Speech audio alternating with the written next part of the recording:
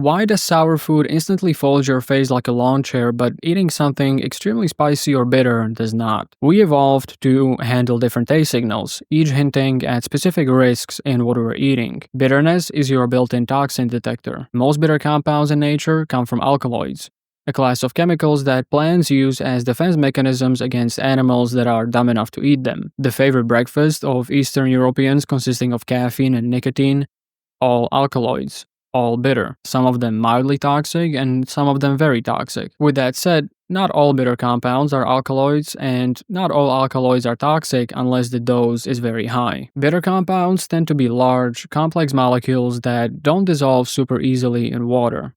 They stay relatively contained in whatever you're eating. They're not splashing around or trying to burrow into your eyeballs. Bitterness often triggers both disgust and defensive reflexes like gagging. Your brain registers this as a warning sign, thinking, okay, this might delete me. But there's typically no immediate threat. You usually have time to decide if you want to spit it out, though your body might start the rejection process automatically. Spiciness is not a taste. It's quite literally a certain kind of pain. Capsaicin, the chemical in chili peppers, binds to TRPV1 receptors, which are normally used to detect actual heat. The wetware in your head thinks you're trying to imitate David Blaine, even though there's no actual temperature increase. The body's response is mostly about damage control. Sweating, salivating, trying to cool down, or flush out the irritant. So, why does sourness make our face scrunch up? It's all about acid. Not the war crime kind of acid, not even the other kind.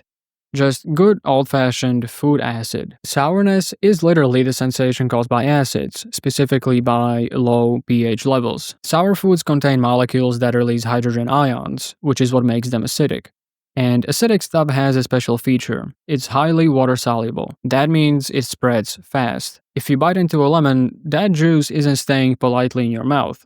It's coating your tongue, hitting your gums, misting into your nose, and generally making itself a problem. Unlike bitter stuff, which is just potentially toxic, acidic substances can cause actual physical damage, especially to soft, sensitive tissues like your eyes and nasal passages. So, your body does the smartest possible thing. Your eyes squint to keep that acid away from your corneas.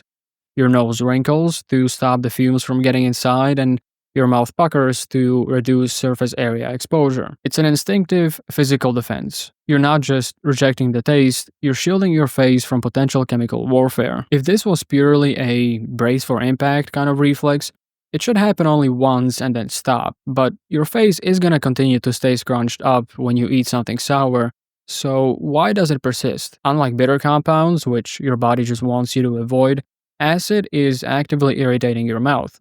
Every time you swallow, it keeps spreading. Hydrogen ions are still making your nerves crash out. So, your body keeps reacting. Bitterness is nature's red flag.